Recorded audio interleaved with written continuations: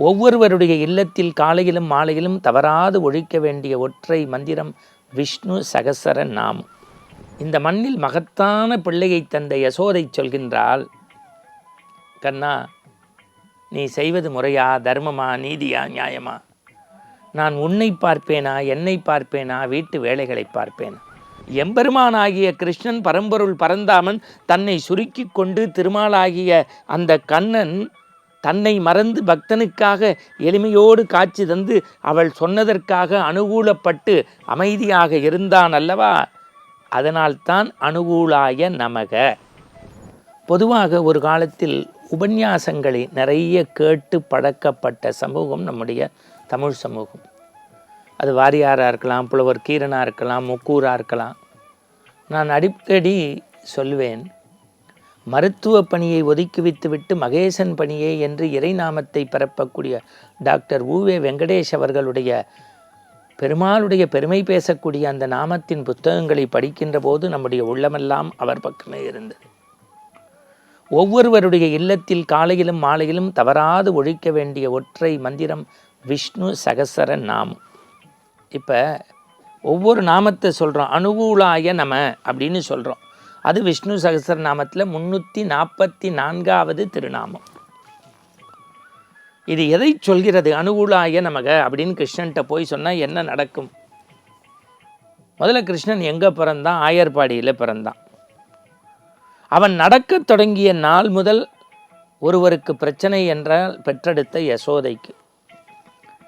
ஏனால் வீட்டில் இருப்பான், திடீரென்று பிடிக்க போனால் மாயமாக தெருவுக்கு போய் உடம்பு முழுக்க சாம்பலோடு வருவான்.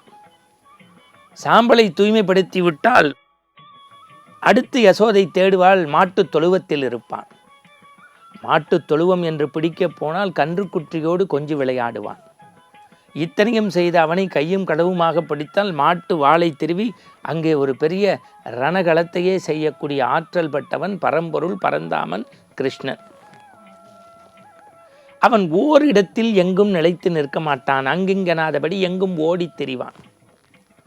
ஒரு நாள் அவனை கருவிலே சுமந்து இந்த மண்ணில் மகத்தான பிள்ளையை தந்த யசோதை சொல்கின்றாள், கண்ணா, நீ செய்வது முறையா, தர்மமா, நீதியா, நியாயமா? நான் உன்னை பார்ப்பேனா, என்னை பார்ப்பேனா, வீட்டு வேலைகளை பார்ப்பேனா? நான் உன்னை பார்ப்பேனா, என்னை பார்ப்பேனா, வீட்டு வேலைகளை பார்ப்பேனா? ஓரிடத்தில் நிலையாக நிற்கக்கூடாதா?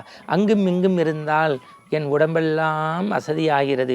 உன்னை பிடிப்பதே என் வேலையாக இருக்கிறது. சொன்ன உடனே டக்குன்னு யசோதைட்டேருந்து மறைஞ்சு கோபியரோடு விளையாட போயிடுவார், இல்லை பசு கூட்டத்தோடு போயிடுவார். ஒரு நாள் பார்த்தால் யசோதை இவனுக்கு இன்றைக்கு பாடம் புகட்ட வேண்டும் என்று பரம்பொருள் கண்ணனை அடிப்பதற்காக ஒரு குச்சியை எடுத்து கொண்டு கிட்டே வருகின்றார். ஓ, பிரம்பில் அடித்தால் குழந்தைக்கு வலிக்குமே என்று நினைத்தவள் மாடுகளை கட்டக்கூடிய அந்த கயிறு இருக்கு பாருங்க, தாம்பு கயிறு என்று பெயர். அது ரெண்டாக அப்படி மடித்து அடிக்கிற மாதிரி வந்தபோது அந்த கண்ணனுடைய வண்ணம் பூசப்பட்ட கண்களிலிருந்து கைமைகளிலிருந்து அப்படியே கண்ணீர் வந்ததாம். அவனுடைய அந்த பயந்த பார்வை யசோதையை ஏதோ ஒன்று செய்ததாம். வெண்ணெய் தின்ன கைகளில் ஒழுகிக்கொண்டே இருந்ததாம். அம்மா அடிக்காத, அம்மா அடிக்காத, அங்கேயும் எங்கேயும் ஓடுறதுக்கு முற்பட்டானா. யசோதை சொன்னாலா, உன்னை அடிப்பேனாடா, உன்னை அடித்தா என் மனசு தாங்குமா? இங்கே வான்னு நைஸாக கூப்பிட்டு பக்கத்தில் இருக்க உரலில் ஒரு கைத்தை இந்த அற்புதமான தாம்பு கயிறில் கொஞ்சம் கொஞ்சமாக கட்டியிருக்கா. கொஞ்சம் கட்டினாலும் ஒரு இடைவேளை இருந்திருக்கு. என்னடா கண்ணா இப்படி பண்ணுற? என்னுடைய அன்புக்கு கட்டுப்பட்டு நீ ஓரிடத்தில் நிற்கக்கூடாதா? சரி நிற்கிறேன்னு நின்றுருக்கான். கட்டினார் கட்டிக்கொண்டே இருந்தார். நிறைவு பெற்றது. உரலோடு கண்ணன் ஒட்டி கொண்டான். அங்கும் இங்கும் அசையவில்லை. அவன் யார்? பரம்பொருள். அவன் கண்களிலிருந்து நீர் வருவது போல, கையிலிருந்து வெண்ணெய் வெடி வருவது போல பாசாங்கு செய்தவனை உரலோடு கட்டி வைத்தார். இனி என்ன செய்வது என்று தெரியவில்லை கண்ணனுக்கு. இப்போது யசோதை பார்க்கின்றார். அந்த இடத்தை விட்டு அவனால் அசைய முடியவில்லை. ஆனால் இந்த பரம்பொருள் பரந்தாமன் இறைவன் எவ்வளவு வலிமையானவன், ஆற்றல் மிக்கவன், எவ்வளவு விஸ்வரூப தரிசனம் தருகின்றவன்.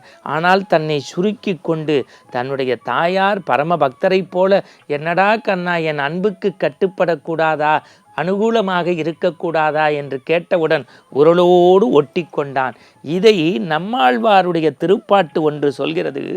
10 கடை அடியவருக்கு எளியவன் பிறருக்கு அருளிய, அந்த அற்புதமான பாட்டு. 10 அடியவருக்கு எளியவன் பிறர்களுக்கு அரியன்னு அந்த பாடல் வரிகளில் பார்த்தா, எம்பெருமானாகிய கிருஷ்ணன் பரம்பொருள் பரந்தாமன் தன்னை சுருக்கி கொண்டு திருமாலாகிய அந்த கண்ணன் தன்னை மறந்து பக்தனுக்காக எளிமையோடு காட்சி தந்து அவள் சொன்னதற்காக அனுகூலப்பட்டு அமைதியாக இருந்தான் அல்லவா? அதனால்தான் அனுகூலாய நமக.